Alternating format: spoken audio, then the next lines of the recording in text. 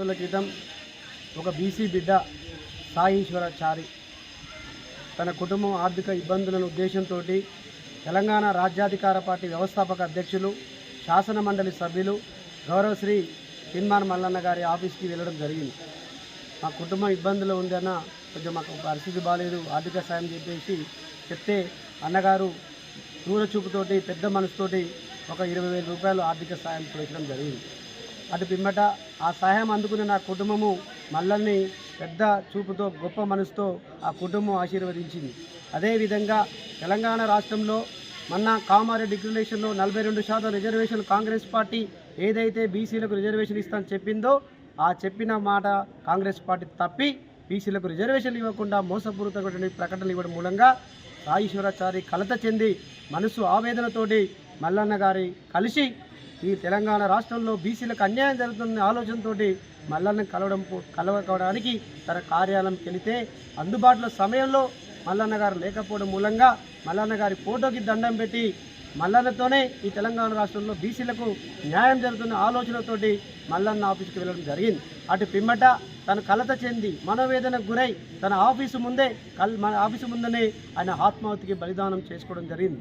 ఇదంతా ఒక ఎత్తు అయితే గత వారం క్రితం ఆయన యొక్క దాన సంస్కారంలో కూడా తెలంగాణ రాష్ట్రంలో బీసీ సమాజం మొత్తం తెలంగాణ రాజ్యాధికార పార్టీ రాష్ట్ర వ్యాప్తంగా ఆ యొక్క పార్థివ దేహాన్ని మోసి ఆ కుటుంబానికి అండగా ఉంటాం, బాసరగా ఉంటాం, మీ కుటుంబానికి న్యాయం చేస్తామని తిరుమలమన్న గారి ఇంటికి వెళ్తే పోలీసులు అత్యుత్సాహంతో ఆ ఇంటిని బయటికి వెళ్లకుండా మొత్తం కట్టడి చేసి ఇంటి హౌస్ అరెస్ట్ చేయడం జరిగింది.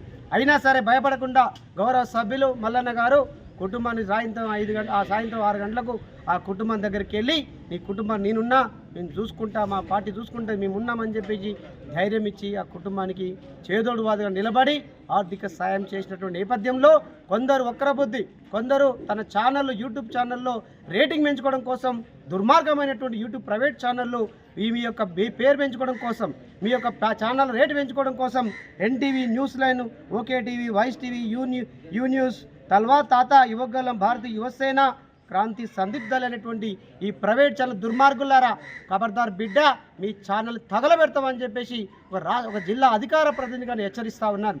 మీరు కనుక ఈ యొక్క పెయిడ్ ఆర్టికల్స్ ఆపకపోతే, మీరు కనుక ఈ ఛానల్లో వచ్చిన వార్తలు కనీసం ఆపకపోతే మరునాడు రాష్ట్ర వ్యాప్తంగా ఈ యొక్క ఛానల్ని ఇలా ఎల్బీనగర్ కాన్స్టిట్యున్సీలో ఉన్నటువంటి ప్రతి పోలీస్ స్టేషన్లో మేము కంప్లైంట్ కూడా ఒక రాజ్యాధికార పార్టీ లెటర్ పూర్వకంగా మేము కంప్లైంట్ జరిగింది. స్థానికంగా ఉన్నట్టు రాచకొండ పిఎస్ పరిధిలో ఉన్నటువంటి 5-6 పోలీస్ స్టేషన్లో పరిధిలో కంప్లైంట్ ఇచ్చి ఒక లెటర్ ఇచ్చి మేము అతను జీడీ ఎంట్రీ చేసి మేము ఫోటో దిగితే ఒక దుర్మార్గమైనటువంటి సిఐ సరవణర్ పిఎస్సిఐ సైదిరెడ్డి గారు తెలంగాణ రాజ్యాధికార పార్టీ లెటర్ ఇస్తే రెడ్డి అనే అహంకారంతో, రెడ్డి అనేటువంటి దుర్మార్గమైనటువంటి ఆలోచన మానుకో సైదిరెడ్డి గారు, మేము లెటర్ ఇస్తే మా లెటర్ని చూడకుండా ఒక్కరబుతో మీరు బయటికి వెళ్ళండి భయ అన్ఫార్మేషన్ మాట్లాడుతూ మా మీద కోపంతో మీ లెటర్ తీసుకో, మేము ఫోటో దిగాం, మీరు బయట తెచ్చుకోండి, బయట చెప్పుకోండి అని చెప్పేసి మమ్మల్ని అందరినీ అవమానపరిచే విధంగా, కించపరిచే విధంగా ఈ సైదిరెడ్డి వ్యవహరించాడు.